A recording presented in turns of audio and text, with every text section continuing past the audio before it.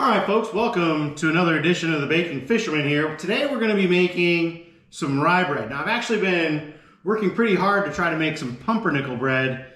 Incredibly difficult recipe to make authentic German pumpernickel bread. It just takes many, many days to really get that right. So I thought, you know what, I'm going to go back and just try to make a nice rye bread. And so as you can see, I've got my flour. I'm going to put 2 cups of this bread flour and just 1 cup of this dark rye flour. Now, this is from the Baker's Corner, Baker's Authority, but you can get any rye bread flour that's out there.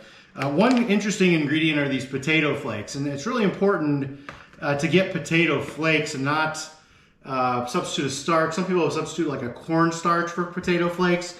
Changes the flavor. And then also kind of an oddity in this recipe, we're going to add pickle juice. So nothing intimidating here, just mixing up some ingredients, letting it sit for a little while, mix it up a little bit more, let it sit for a little while, toss it in the oven, and we're going to have ourselves a delicious loaf of rye bread.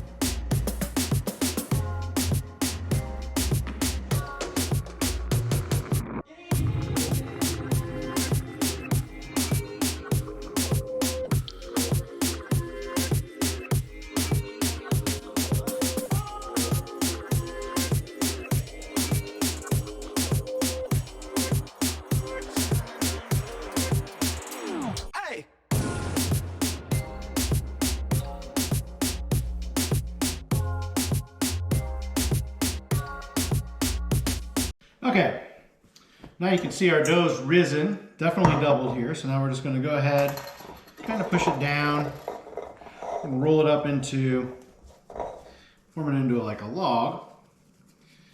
And we're just going to go ahead and put it in our pan. We're going to cover it with this towel, leave it in there for roughly an hour or so until it's kind of overcoming the top of this pan. And then we're going to go ahead and throw it in the oven. And here you can see it is now ready to go, shaped in the pan. We're going to go ahead and cover this, let it double in size again, and then we'll go ahead and bake it.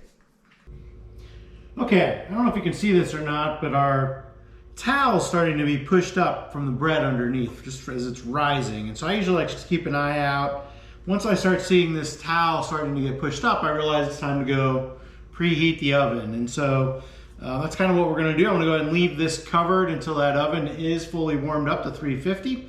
We'll go ahead and throw it in there, and we'll be eating bread this evening for dinner. All right, here it is. We've just pulled it out of the oven here.